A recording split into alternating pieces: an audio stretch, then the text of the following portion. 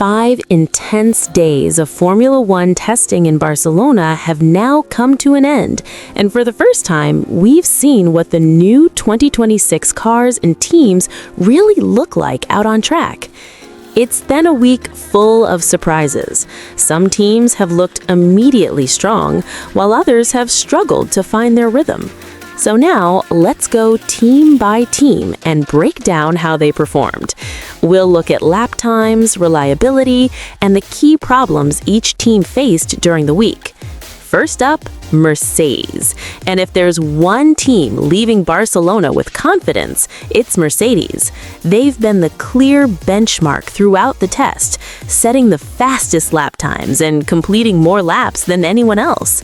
George Russell topped the times with an impressive 1 minute 16.4, and his teammate Kimi Antonelli was right there with him.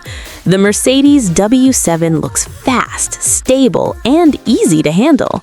With over 900 laps completed, they've shown incredible reliability and consistency. This is a huge statement from a team that's determined to return to the front. Mercedes aren't here just to participate. They're here with one goal in mind: to win. Next, Ferrari, and the Tifosi will be very pleased with what they've seen. The SF26 has been quick and dependable all week long. Charles Leclerc has regularly been near the top of the timesheets and looked especially strong in wet conditions. Lewis Hamilton has also had a very solid start, putting in plenty of laps and settling into his new Ferrari. With over 800 laps completed, Ferrari's reliability looks strong. This is a team that looks ready to fight for the championship right now. The SF26 is packed with new ideas, and so far, everything seems to be working. Ferrari fans have every reason to feel excited.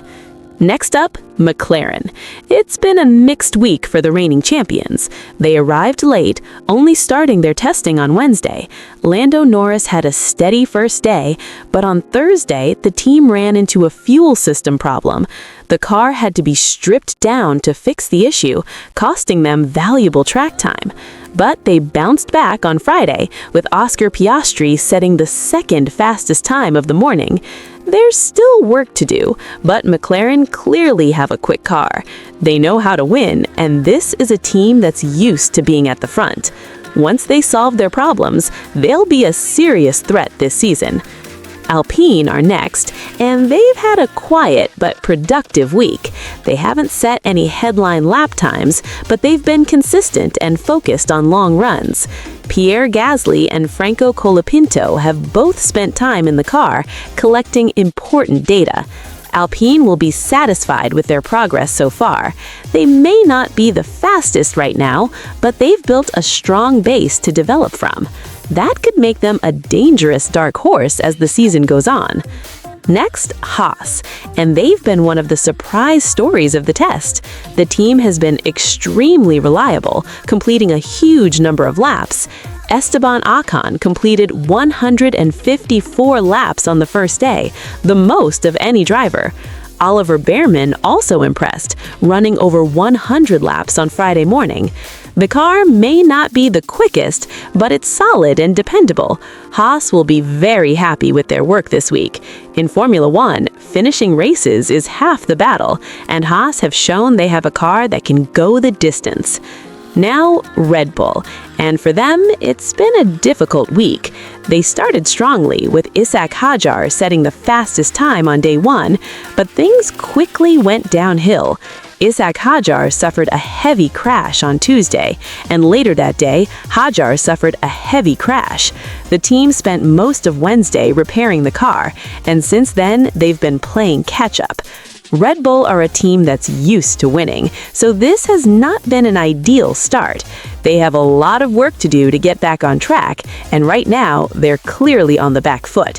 Finally, Cadillac.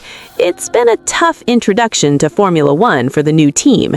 Reliability has been a major problem, and they've struggled to complete consistent running. Valtteri Bottas and Sergio Perez have both faced issues, keeping the car in the garage for long periods. It's a reminder of just how difficult it is to enter Formula One and be competitive straight away. Cadillac have the ambition and the resources, but there's a long road ahead. They'll be hoping for a much stronger showing at the next test in Bahrain. Next up, Audi. And for them, it's been a difficult week as well. The team has faced several mechanical issues, which has seriously limited their running. Nico Hülkenberg was forced to stop out on track on Wednesday, and since then, Audi have been struggling to fully solve their problems. With the first race in Australia getting closer, there's still a lot of work to be done. Audi is a huge name in motorsport, and expectations are always high. Results like this will only increase the pressure. They'll need to improve quickly if they want to start the season on the right foot. Next, Williams, and they are the only team that hasn't turned a single lap this week. Problems with their crash tests meant they were forced to miss the entire Barcelona test. It's a massive setback, and it means Williams will begin the season already behind their rivals. The team will be hoping to finally get their car on track at the next test in Bahrain. It's far from an ideal situation. Williams will be playing catch-up from the very first race. Next up, Aston Martin, another team that arrived late. They didn't get their car on track until Thursday afternoon, and even then, they managed just 4 laps before the car stopped. They did return on Friday, with Fernando Alonso completing 49 laps. The new car, designed by legendary Adrian Newey,